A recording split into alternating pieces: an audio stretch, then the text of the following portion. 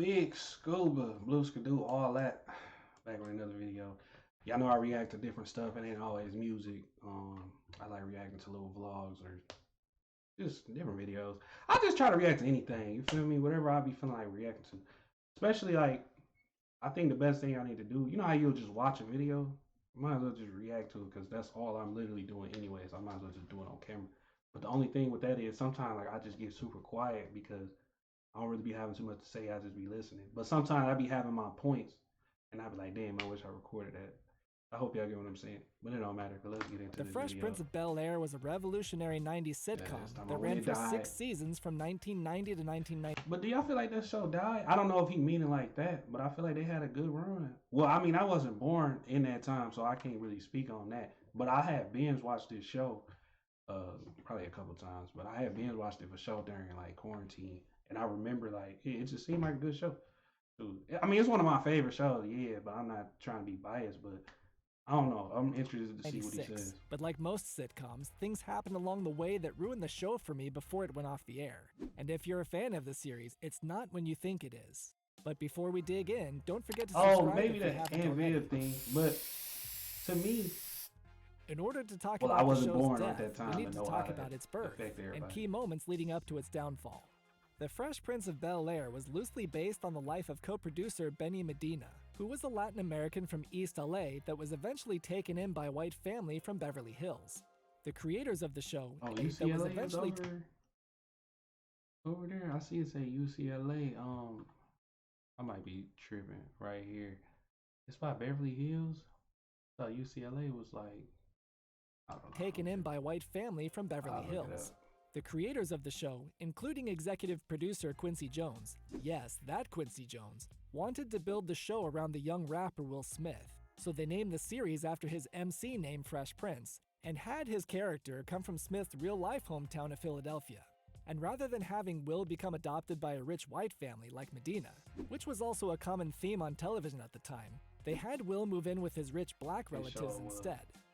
Aside from being a star vehicle for Will Smith, the show also had two other significant purposes, which were to create a more authentic portrayal of black culture and to infuse the show with hip-hop culture that was sweeping the nation during the 90s. And each of these purposes were abundantly clear in the first season. These fused the show with hip-hop culture that was sweeping the nation during the 90s. And each of these purposes were abundantly clear in the first season. I just wanted to make sure I heard them right. That's all. The pilot episode, The Fresh Prince Project, introduced us to the show's catchy hip-hop theme song that told Will's backstory in Philadelphia when he was... And one thing about this, like, I heard somebody say, let me back up a little bit, but I heard somebody say before, like, everybody in the world, or you probably could rap the Fresh Prince theme song to your grandma, and she probably sing it. You know what I'm saying? So basically, like, what people be saying, like, like this song got more views or this like rapper's popular, but it's like everybody can rap Will Smith's the theme song damn near. And basically saying it was just like a convo about who the best rapper in the world is or like what makes somebody the best rapper. But it's like, how could this person be the best rapper when it's like, say like everybody in the world know this song? Or I hope y'all get what I'm saying. I'm just rambling. He was shooting some b-ball outside after school when a couple of guys who were up to no good started making trouble in his neighborhood. He got in one little fight and his mom got scared and said, "You're moving with your auntie and uncle in Bel-Air."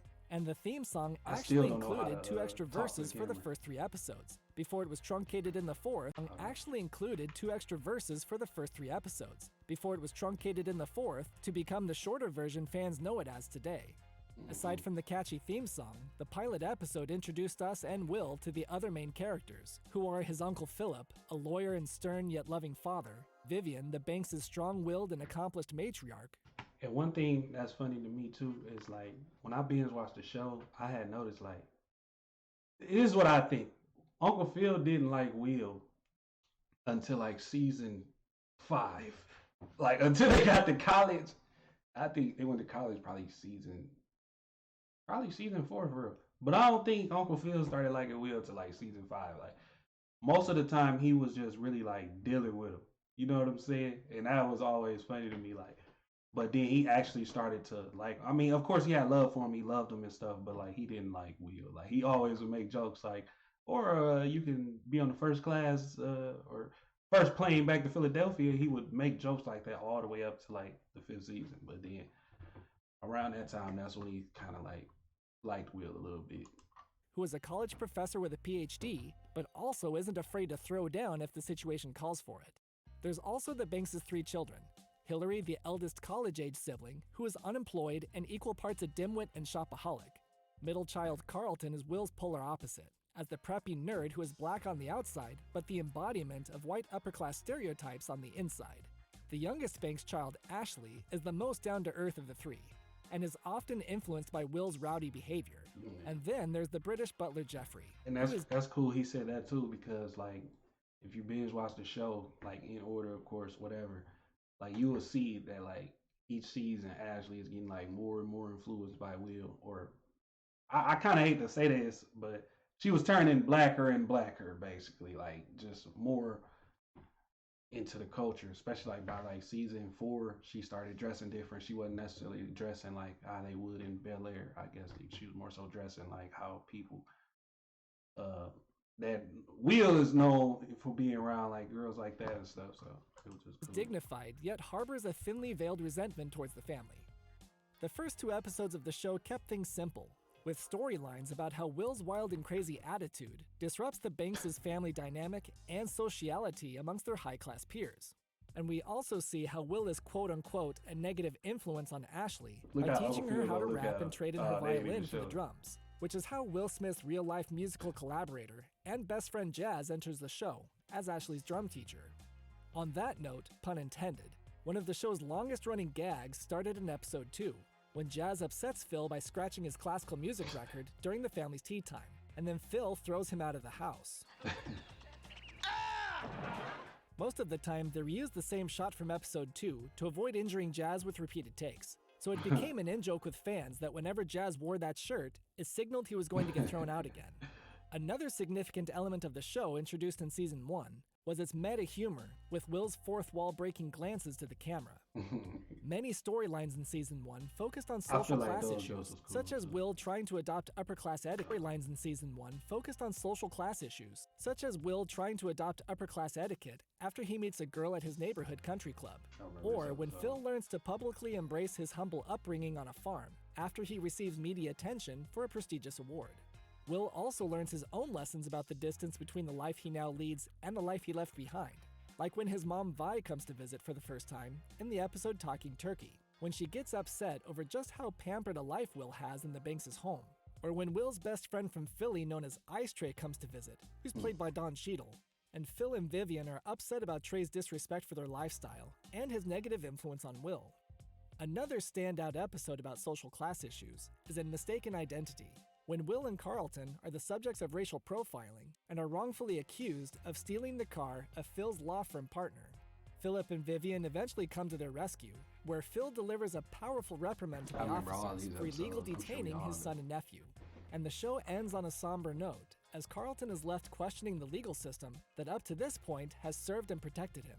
This was only the 6th episode in the series, and would be the first of several examples of how effective the show was at tackling heavy subject matter. That's why Season I never 1 also included that. a ton of cameo appearances, like the original Shaft actor Richard Roundtree, Cosby Show star Malcolm Jamal Warner, I remember that episode. Supermodel Naomi Campbell, big music artist I never like knew that was her. I remember seeing that and was like, oh, that's Supermodel somebody. Naomi Campbell. But then again, I think I was just like, oh, that's just another girl Will got. That's just fine. You know, Will had the girls for sure. Big music artists like Heavy D, Quincy Jones. Oh, this all the same episode. What am I talking about? Campbell, and pro athletes Bo Jackson, Isaiah Thomas. That's crazy, because Ashley loved Tevin Campbell, but I don't think that was his name Campbell, in that episode, like or was it? D. If y'all remember, dropping in the comments, because I remember she would always have like Tevin Campbell posters. So her as a person, not Ashley, but she probably actually liked Tevin Campbell because that was something that she always like threw in there, like, don't touch my Tevin Campbell posters, or like little stuff like that. You gotta be like a super Fresh Prince of Bel-Air fan to be, know what I'm talking about, I guess. Quincy Jones, Queen Latifah, and Tevin Campbell, and pro athletes Bo Jackson, Isaiah Thomas, and Evander Holyfield. But I'm this tripping. brings All me that is to the same only episode. stain on Like, season 1's near-perfect record. I like which that is episode almost too. When all it of was these like the celebrity Christmas cameos episode. appeared in a two-part episode No, that's called the mall Someday Your episode. Prince Will Be in Effect. Because of all the cameos, there was quite possibly no budget left to write a good story. So in between all the cameos was a clip show. And these were the 8th and 9th episodes of the first season, which was way too early to start reminiscing about the good times when there was hardly any show to wax nostalgic about. And I remember seeing, I think I had South Park season 2 on DVD, and I remember watching like the special features. I know y'all remember being able to do that back in the day, but I remember watching the special features, and they were like, so basically like a flashback episode when it's like that in a TV series. That's usually when the writers ain't got no more ideas, so they just like do like a flashback episode where it's like, oh, do you remember when we went to school and da da da da, like, you know. So it's funny that they were doing that, and he said like, yeah, they already. It's only episode 8, and I think it's, excuse me, I think it's 24 episodes in the season. So that's crazy. But thankfully, some of the show's best moments were just up ahead.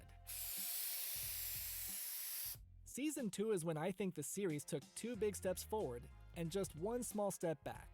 To speak for the good, Season 2 is when the Banks' home was updated to have the look we remember it for today, Yeah. with the staircase to the bedrooms now connected to the living room, and the conjoined kitchen with the doorless entry created a seamless transition between the 2 main parts of the house. Season 2 is also when 2 important dance artifacts of the series were introduced, namely Vivian's dance audition and her midlife crisis episode The Big 4-0, and Carlton's iconic dance moves in the episode Will's Christmas Show that would become Alfonso Ribeiro's unintended pop culture legacy.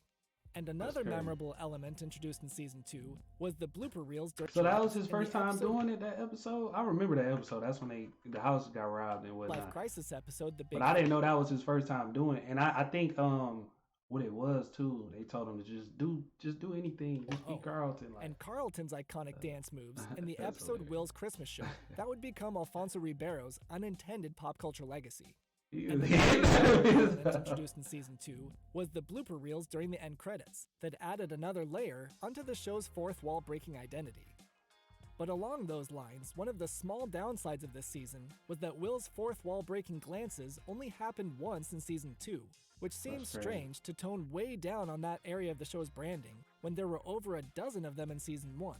Season 2 had another standout episode about racial and societal issues in the episode Guess Who's Coming to Marry, when Will's Aunt Janice is getting married, and it's revealed that her fiancé is white, which catches everyone off guard, especially Vi, who is angered by her sister's interracial marriage because of her old ways of thinking.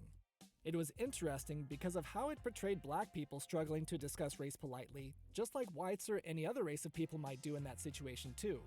And as sitcoms do, the story ended nicely with Will being able to help Vi let go of her old ways. But aside from that, the racial and social commentary that the show had become known for was toned down in this season to focus more on Will and the Banks' love lives. For example, in the episode Did the Earth Move for You? Was it Season 2 Will and the still, Banks' or Season love 3? that the show had become known for was toned down in this season to focus more on Will and the Banks' love lives. For example, in the episode Did the Earth Move for You? Will falls fast in love with a woman and gives her a ring.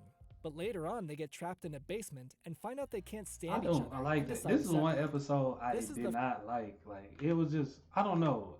This is probably the only episode where I can say I don't want to say I don't like, but I just, like, if this episode is on, like, you know how Fresh Prince used to come on TV and it'd be 2 episodes showing. If this was one of them that was on, I'd probably have turned it. But I forget why. It was just, I think they get trapped in a basement and find out they can't stand each other and decide to separate.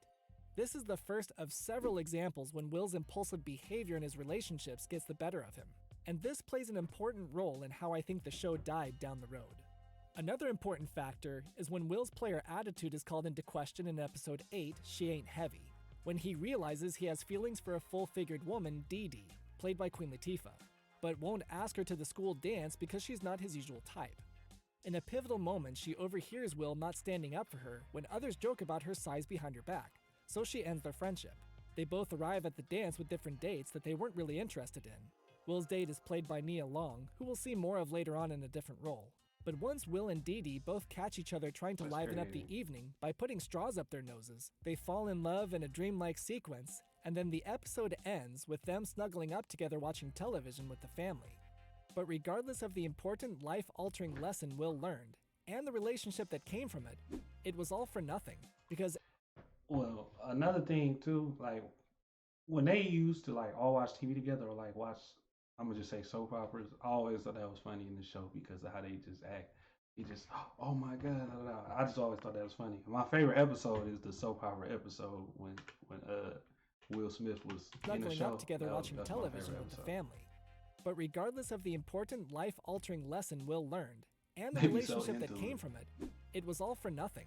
Because after this episode, Will goes back to being his shallow player self, and Dee Dee was never heard from again. Although this isn't the worst case when the show didn't follow through on a significant plot point, it's an example of another recurring problem that would kill the show for me later on. Okay. Season 3 is when the show reached its highest ratings, but also when it started to show a little more signs of age. For example, the first episode of the season rehashed old ideas from the pilot, when Will returns to Bel-Air after a summer vacation in Philly, becomes a negative influence again on Ashley, See, and disrupts another one of Phil's parties with his radical sense of fashion. in this episode, I remember watching this episode, and I didn't understand. Like, they wanted him to cut his hair so bad. Like, I don't know. Same episode, the Rich writers people don't like also hair. borrowed a page from Season 1's Mistaken Identity, where Will is racially profiled again for stealing a car when he sets off its proximity alarm while dressed like a hooligan. But this time, the racial profiling was strangely played for laughs, and was quickly resolved off-screen, and Will is dropped off at home by the cop, who apparently became his buddy during the whole ordeal. So having racial profiling be played for laughs here felt incongruent, since the topic was treated so seriously in Season 1. Another area where the show is spinning its wheels was with Hillary having to find another job to support herself, and this time she became a TV weather girl, where she meets and falls in love with her colleague Trevor. But one standout episode when the show returned to its roots was dealing with social class issues in episode 2, Will Gets Committed, when Will and the Banks volunteer to clean up the Banks' old neighborhood that was destroyed by gang riots. Will meets Noah, who calls the Fresh Prince out for not being truly committed to helping his community, when Will admits he doesn't have plans to come back. The conflict is significant because of how it's a juxtaposition of the privilege Will has experienced by being lifted out of his own poverty, and now he's the one getting called out for forgetting where he comes from. Which is especially spiteful, since he called Uncle Phil out for the same reason in the pilot episode. All right, I remind you of where you came from and what you used to be. Now, I don't know, somewhere between Princeton or the office, you got soft. You forgot who you are and where you came from. In Season 3, the show's I don't overarching remember that. narrative That's crazy. of Will finding a family with the Banks progressed further in the episode Mommy Nearest, when Vi wants Will to move back to Philly to live with her, but Will reluctantly tells her he wants to stay in Bel-Air. And in the episode Just Say Yo, Will's relationship with Carlton took more steps toward brotherly love, when That's when he Carlton took is that speed. hospitalized That for episode was funny, accidentally too. taking Will's He was dancing amphetamines, like a who in mug. the end sincerely apologizes and tells Carlton he loves him. And Carlton reciprocates Will's sincere feelings in the season finale 6 Degrees of Graduation, when Carlton gives the valedictorian speech and implies that Will is his best friend, and Will responds by mouthing the words "you the man" during the applause. Despite this, they continue to antagonize each other as the series moves on, but this season showed that underneath their petty rivalries, they really do care for one another like brothers. Another area of the family that developed in Season 3 was Vivian announcing she's pregnant to coincide with Janet Hubert's real-life pregnancy, that in episode 20 led to the birth of the Banks' newest son, Nicholas, or Nicky for short.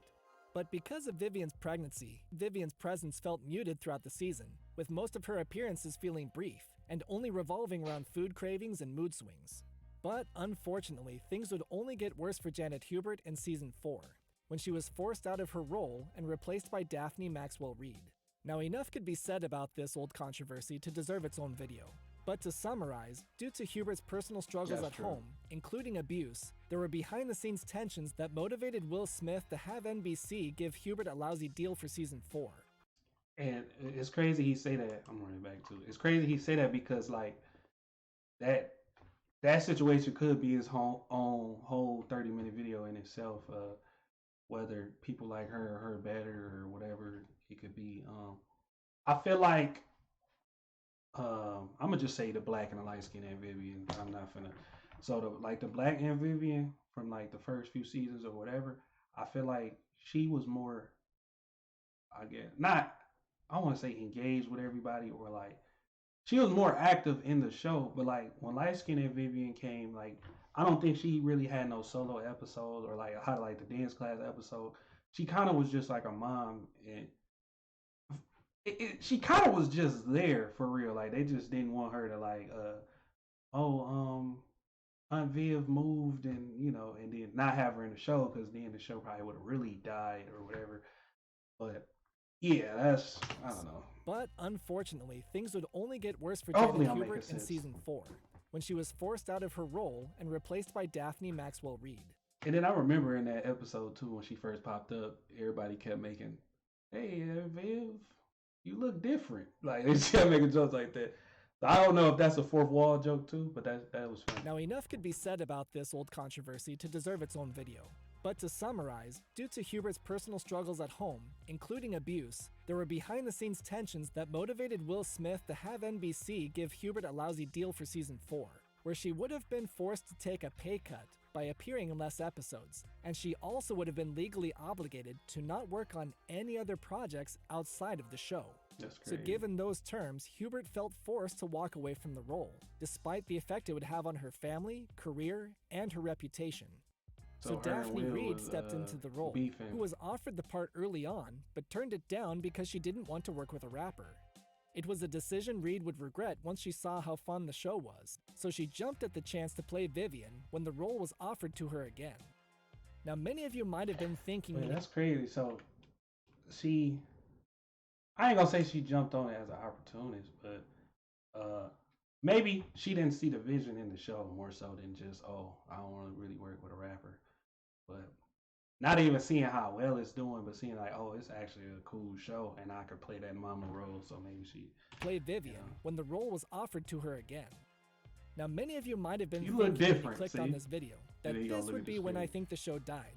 Because to use Will Smith's words, there was a certain foundational element that was broken when Janet left. but although I do agree with Will's And when statement, I watched that, like I said, they that's when I found out it was beef and whatever. And I never knew. For one, I wasn't born in the time. Let's keep it funky, like. But it's just I never knew that that the show actually died. I guess I just thought it just came and ended. It was broken Because it's still a when classic. Janet left. Classic. but although I do agree with Will's statement, and I liked Hubert's strong assertive version of Vivian over Reed's softer approach, I still think the show had more life in it despite this jarring change in the family dynamic. Having said that though, I do have very mixed emotions about season 4, because of the show's lack of commitment to take the risks it proposed. The worst example of this is in the 2-part season opener, When There's a Will, There's a Way, because of several big plot points that were introduced and weren't followed through. For starters, Carlton and Will are in college now, so they move into an apartment, but by the end of the 2nd episode, they're evicted and move back to Bel-Air to live in the pool house, Right. where Hillary used to live with her boyfriend Trevor. It's funny that he keep doing that because it's kind of how the show was. It was like, oh yeah, we in college now, we live here. Yeet. Moved back to Bel-Air to live in the pool house, where Hillary used to live with her boyfriend Trevor. On that subject, in the 1st episode, Hillary surprises everyone that she and Trevor are preparing for marriage. But this is also reversed in the 2nd episode, when Trevor pops the question while bungee jumping on live TV, and then tragically yet hilariously died when he hits the ground. So Hillary moves back home. And I remember watching the reunion, and they were saying like that was probably one of the funniest moments.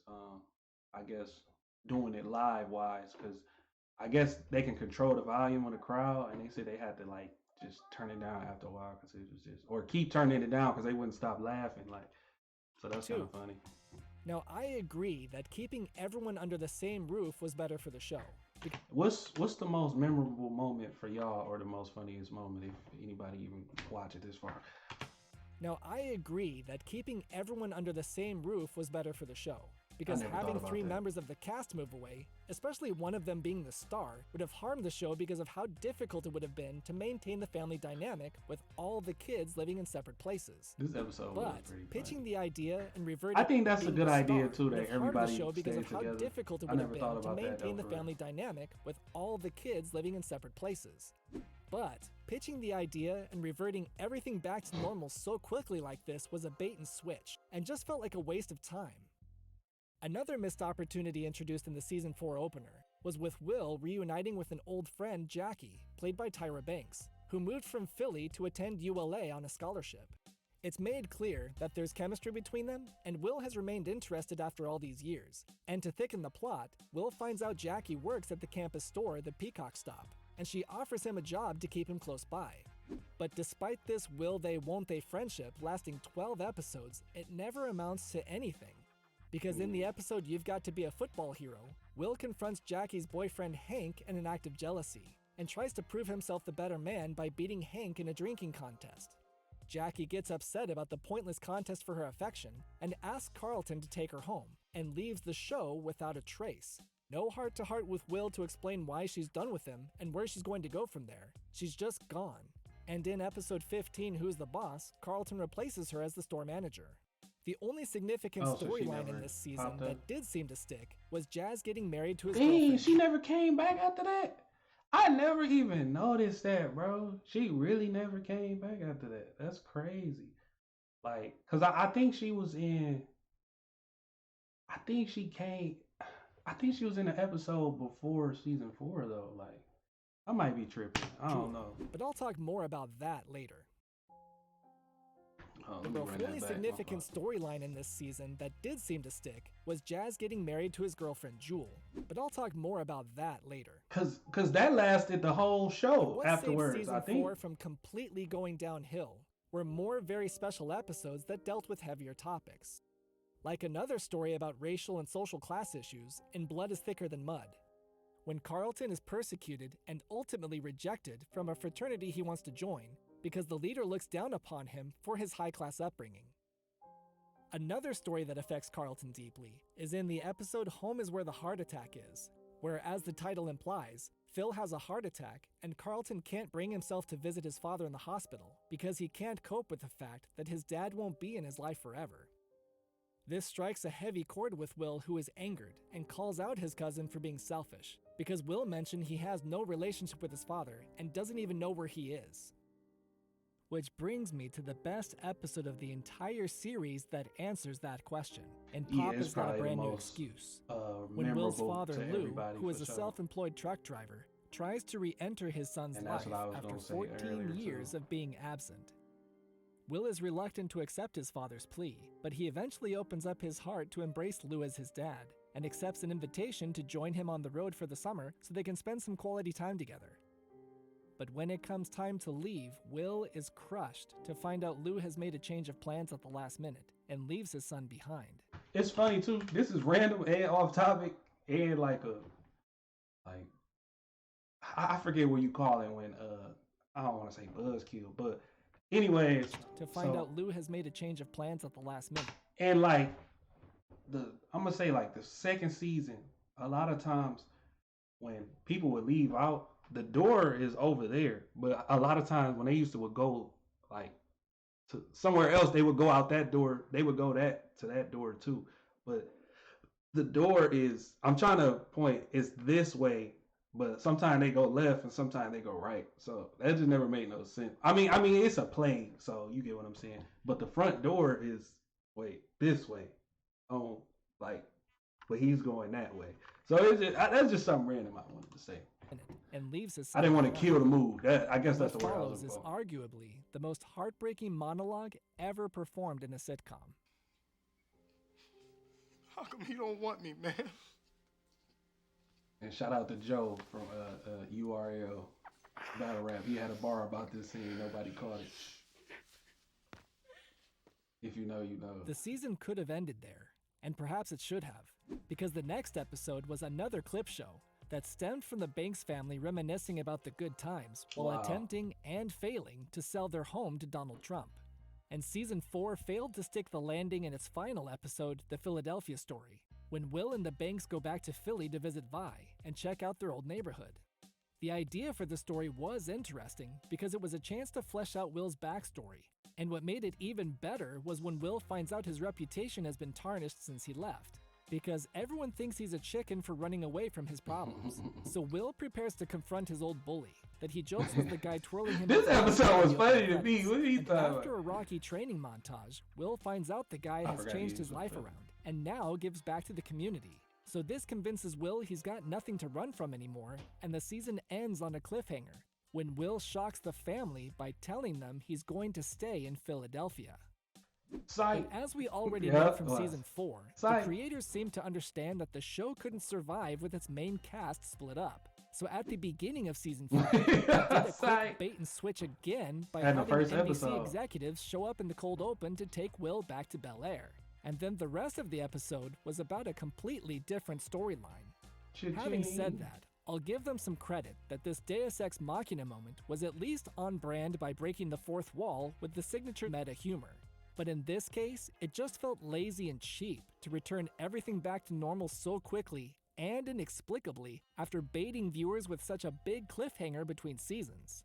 Like the season 4 opener, this demonstrated again that the creators weren't intending to follow through with this new storyline. And yet again, this all felt like a waste of the viewer's time. And unfortunately, the rest of the season didn't get much better in that regard. Season 5 shook things up by almost entirely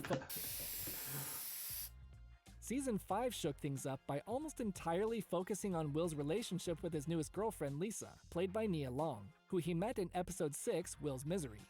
But this was also another storyline that ended up being for nothing. To begin with, Lisa and Will's relationship started off very problematically when she invites Will to her family's cabin for their second date. But that's when she turns psycho on him and ties him up as a prank in order to get into a sorority that has it in for Will's womanizing behavior. But when Will escapes her trap, she tells him the truth about what she's doing and admits it was Carlton's idea, and reveals that she really does like him and wants to continue dating.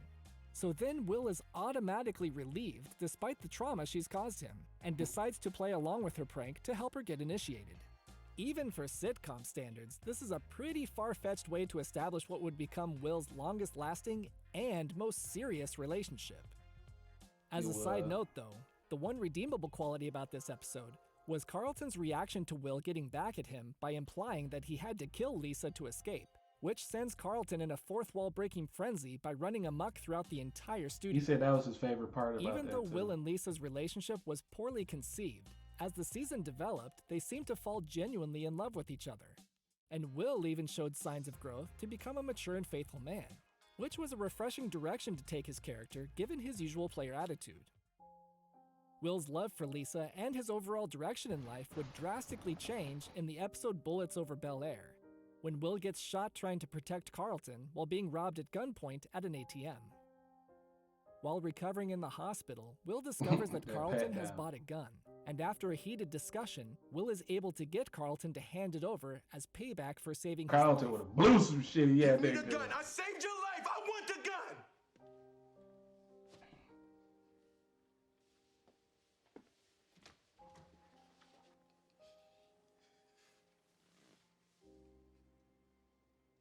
Although this scene doesn't land as heavy as the episode about Will's father, it is still remembered by fans as one of the best of the series.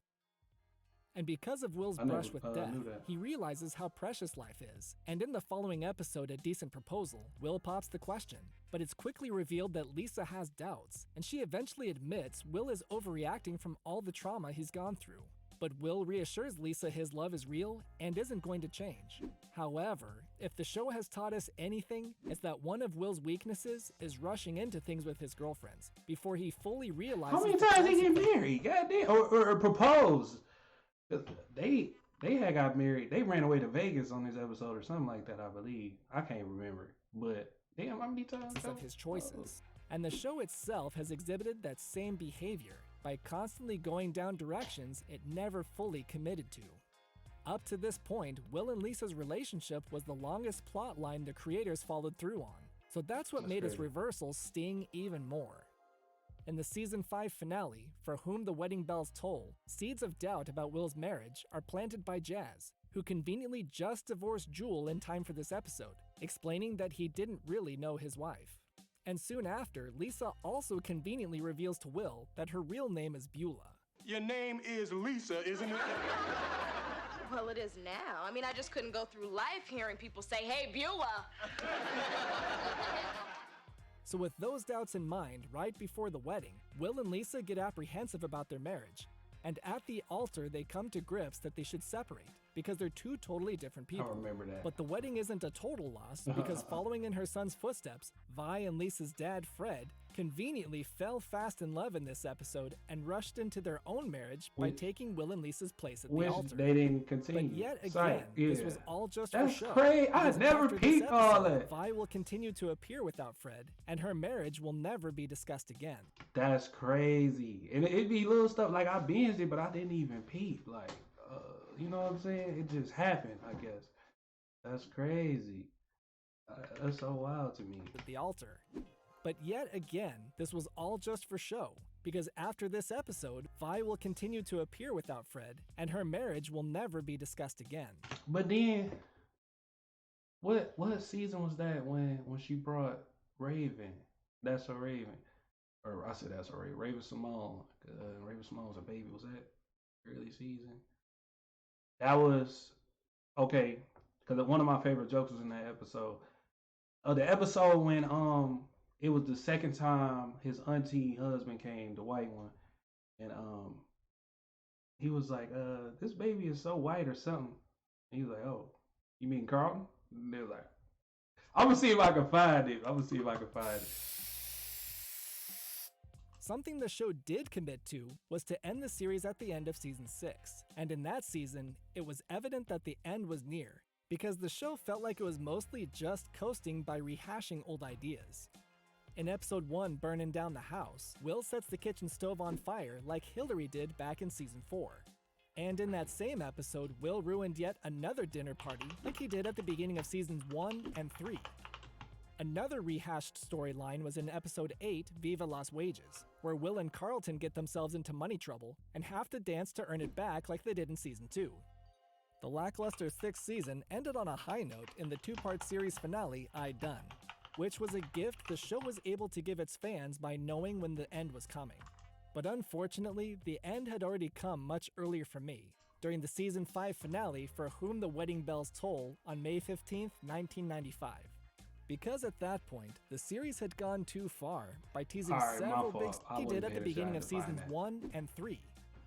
Another rehashed storyline was in episode 8, Viva Las Wages, where Will and Carlton get themselves into money trouble and have to dance to earn it back like they did in season 2. That episode was funny as hell. The lackluster 6th season ended on a high note in the 2-part series finale, I Done, which was a gift the show was able to give its fans by knowing when the end was coming. But unfortunately, the end had already come much earlier for me, during the season 5 finale For Whom the Wedding Bells Toll on May 15th, 1995. Because at that point, the series had gone too far by teasing several big story ideas without following through with any of them. So, and the last it could have went even switch crazier. To end Will and Lisa's wedding was the final blow that killed the show for me.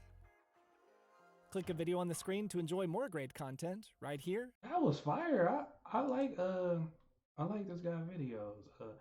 Cause the thing is, like, I've always wanted to, like, and that's why I like Moses Prim so much and like Gully Boy, because they talk about certain shows that, you know, most of the white creators don't really watch or talk about, or they talk about certain movies. So it's cool to hear certain points and stuff that I never thought of, especially as many times as I done watched it, because I done, like, when I binge watched it, I think there wasn't an episode I didn't see, but watching it in order kind of really can tell you, like, oh, when stuff started to do this or decline or whatever the case was.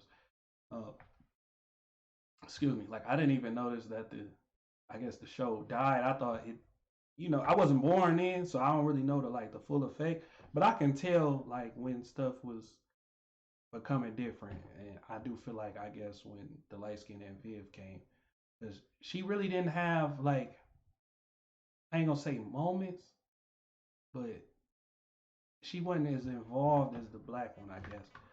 Or I don't know how they explain it, but let me show y'all this. This the I had to look it up. This is what I was talking about. This is one of my favorite jokes.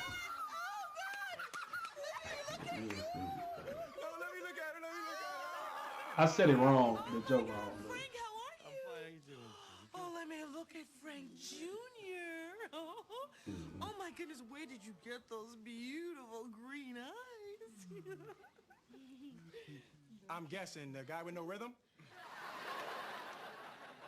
You mean Carlton? That's just still, it's just dumb. Like, I don't know. Like, but I feel like I still got my laughs in. You know what I'm saying? Because I think this might be the episode when Raven came. I'm gonna go back and look. Y'all probably can tell me in the comments, whatever. But I remember that Aunt Viv had brought somebody with him and they went back to Philly or whatever. And he was like, yeah, you can spy on my mom for me. So I guess that's something that didn't work out. You know what I'm saying? I think he made Will a car, or he bought Will a car, I believe. Yeah, like I never really noticed that. This video just opened my mind up to something I didn't even ever really think of. And yeah, y'all go subscribe to Fun Fact Films. I like this video a lot, and this is probably my longest video, 40 minutes for sure. I really enjoyed this reaction, so like I don't even care about how many views I get. This is a reaction I actually enjoy, and I like doing. I feel like I did pretty good. I'm still getting used to talking to the camera. 300 videos later, but this was fire, man. Y'all like, comment, subscribe. If y'all like my reaction channel, y'all will like my other channels. I have a vlog channel.